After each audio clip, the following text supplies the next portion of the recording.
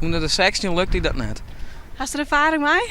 Ja, ik had het wel eens geprobeerd inderdaad. En weer dan? In een feesttent. En wat gebeurde er toen? Ja, dan vreeg je had een bandje om als het 16 bent of net. En nou, dan moeten ze dat bandje zien, maar ik kreeg het net mooi. Maar de cijfers liet een heel oorbeeld zien. Van de 27 keer dat een lok jongeren van 14 jaar bezocht alcohol te keepjen, slagen dat maar liefst 34 keer.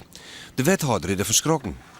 Je zorgt dat wel als je om je heen zorgt in cafés, in winkels, op dwarsfeesten. Natuurlijk, er zijn altijd ben de jongeren onder de 16. Ja, die echt maar een pilsje omheen. En dat krijg je ergens bij. En dus je hebt wel in de gaten dat het echt wel eens misgaat.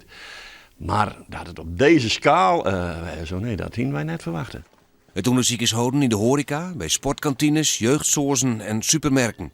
Bij de supermerk in Verwet kennen ze net vinden de uitkomsten van het onderzoek. Er wordt hier vragen altijd naar een ID-kaart. Onder de 16 jaar wordt er geen drank verkocht. Er zitten hele hege boetes op. En bij de dorpskroeg zeggen ze hetzelfde. Wij proberen er heel erg om te tanken. Je kent de meeste jeugd wel. Je kent eigenlijk iedereen wel die je went. Dus ja, je weet er wel ongeveer wat ze zijn. En ja, je twijfelt natuurlijk altijd een ID-vraag.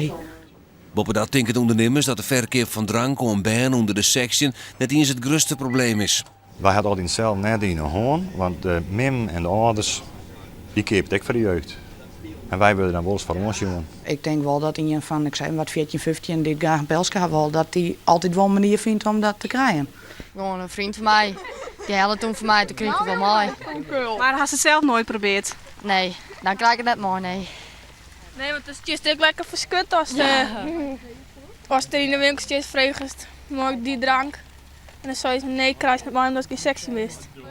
De wethouder wil in kwatten met alle belutsenden die het alcoholverkeerpje om tafel.